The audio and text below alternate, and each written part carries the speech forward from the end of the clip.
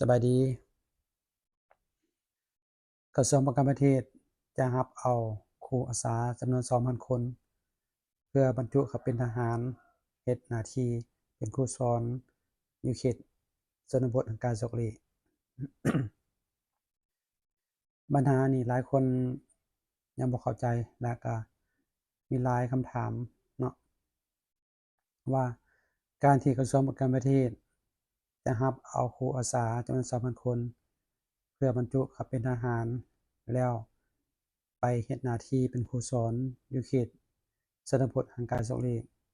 มันจะสอดคล้องบ่จะแก้ไขปัญหานี้ถูกจุดบ่และมันจะเป็นการญาติเวียกจากอ่าครูของกระทรวงศึกษาธิการบ่เนาะ ให้ท่านเข้าใจว่าเขตห่างไกลศกเหล็กเขตชนบทห่างไกลศกเหล็กมันเป็นเขตที่ทุรกันดารพี่น้องเส้นทางบ่ถึงเส้นทางบ่ฮอดไฟฟ้าบ่มีสุขศาลาบ่มีตลาดบ่มีอินเทอร์เน็ตบ่มีครูผู้ใดสิอยากไปสอนเนาะครูผู้ใดสิอยากไปอยู่ อันสองมาครูอาสานี่นะที่หั้นจบสายครูมาเนาะวางเวียกหลายแล้วเป็นหยังหลายคนตั้งคำถามมาว่าแล้วเป็นหยังจึงบ่เอาครูอาสาจำนวน 2,000 คนนี่เข้าไปสิสอนแล้วรับเข้าในโควตาของกระทรวงศึกษาธิการและกีฬานั่นเลยเนาะเอาเป็นรัฐกรนั่นเลย ตัวจริงแล้วนี่ว่าเรื่องโควตาเนาะให้ท่านเข้าใจว่าโควตาแต่ละโควตาของแต่ละกระทรวงมันมีจำนวนจำกัดพี่น้องบ่คือกับอยู่ โควตาของกระทรวงการประเทศและกระทรวงประกันความสงบเนาะอันนั้นมันเป็นเวียกงานภายในของประเทศ ฉะนั้นในเมื่อโรงเรียนเขตชนบทมันขาดแคลนครูเนาะให้ท่านเข้าใจว่าอยู่ชนบทพี่น้องครูประจำอยู่แต่ละโรงเรียนนี่มีน้อยที่สุดบางโรงเรียนมีฮอด2หรือ3คนเท่านั้นเนาะ ในเมื่อครู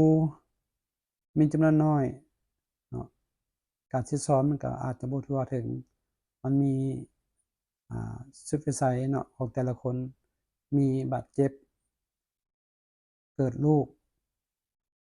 ยุ่งยากหลายๆปัญหาในเมื่อมีปัญหาดังกล่าวเพิ่นอาจจะลาพักเนาะอาจจะลาพักไปแก้ไขเฮ็ดงานต่างๆในครอบครัว ส่วนนั้นแหละพี่น้องครูจะขาดไปตึมเนาะครูจะขาดไปตึมฉะนั้นแล้วทางกระทรวงการต่างประเทศเพิ่นจึงอยากเอาอ่า ครูอาสาเนี่ยน่ะเข้าไปช่วยซื่อๆพี่น้องช่วยชั่วคราวเนาะในเมื่อครูอยู่เขตชนบทหั้นมีปัญหาขาดเพื่อแก้ไขปัญหาแล้วบ่อยากให้ลูกหลานนักเรียนอ่าบ่มีครูขึ้นมาสอนเนาะฉะนั้นเพิ่นจึงอยากเอาครูที่เพิ่นก็เตรียมไว้นี่เข้าไปช่วย ภายหลังที่ครูประจำการอยู่หั้นกลับมาโรงเรียนคืนเพิ่นจะได้มอบอ่าการสอนนี้ให้กับครูประจำหั้นเนาะและก็ทหารครูทหารผู้ดังกล่าวเนี่ยผู้เกี่ยวดังกล่าวจะได้อยู่กับโรงเรียนหั้นเพื่อรอท่าการช่วยเหลือให้เขาจัดแนวนั้นนะพี่น้องเนาะ เข้าใจว่า เขตชนบทแห่งการโศกเหลกเนาะที่ไอ้นกว่ามาหั่นในเมื่อหลายพนักงานครู ที่มันอังอออยู่บางโรงเรียนเนาะ และเพิ่นอยากซับซ้อนไป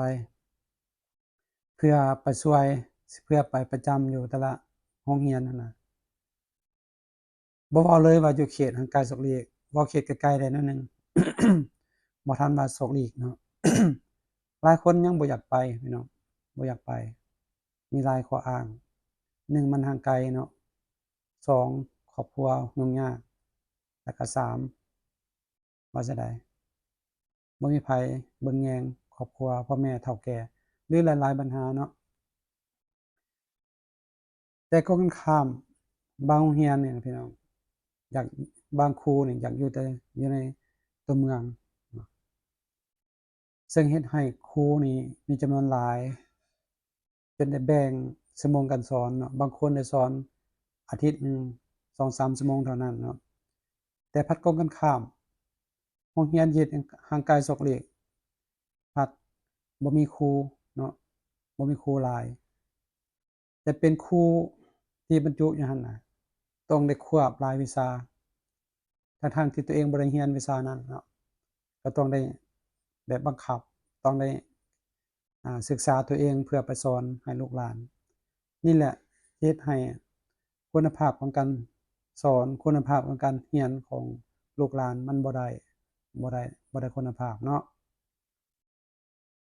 ในเมื่อเห็นสภาพแนวนั้นเนาะทางรัฐบาลเพิ่นแลเห็นสภาพแนวนั้นจึงอยากให้กระทรวงประกันประเทศนี้กับกระทรวงศึกษาธิการเนาะแก้ไขปัญหาดังกล่าวโดยให้กระทรวงประกันประเทศนี่รับเอาพนักงานครูอาสาที่ยังว่างเวียกนี่เข้าไปช่วยเหลือเวียกงานดังกล่าวเนาะเข้าเป็นทหารโดยที่มีทหารครูอาสาที่เข้าเป็นทหารนี่นะเพิ่นจะให้มีนโยบายคือกับทหารทั่วไปเนาะ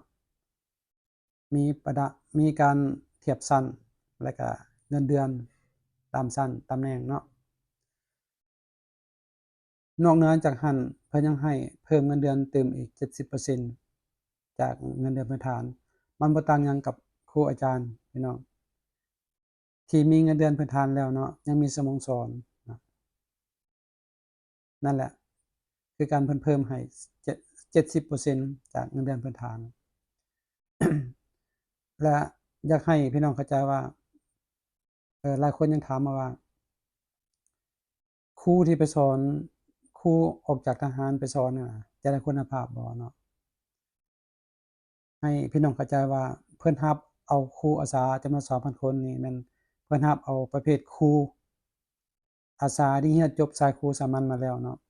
สายครูศึกษามาแล้วยังบ่แล้วเพิ่นยังเอาไปศึกษาอบรมเติมอบรมในงานการครูนี่นะอบรมในงานครูประถมนี่นะให้มันได้ระดับมาตรฐานจึงเอาไปสิสอนให้เข้าใจในนั้นเนาะพี่น้องเนาะ ฉะนั้นแล้วทางรัฐบาลนี่เพิ่นได้ออกมติฉบับเลขที่09/รบมอบให้กระทรวงประกันประเทศและกระทรวงศึกษาธิการและกีฬาดำเนินแก้ไขปัญหาดังกล่าวนี่เนาะให้มันได้ให้มันบรรลุผลเอาอนุจะอธิบายเพียงส่ำนี้เนาะถ้าว่าอนุอธิบายบ่ถูกต้องยังบ่เหมาะสมเนาะอนุก็ขออภัยมายังทางผู้ชมเนาะผู้ใดเข้ามารับชมในช่องอนุผสมก็อย่าลืมกดไลก์กดแชร์กดติดตามกดแจ้งเตือนในช่องอนุผสมนี้เด้อเพื่อจะได้รับชมเนื้อหาใหม่ๆเนาะที่อนุจะสอกเนื้อหาใหม่ๆมาให้พี่น้องรับชมเต็มเอาขอบใจ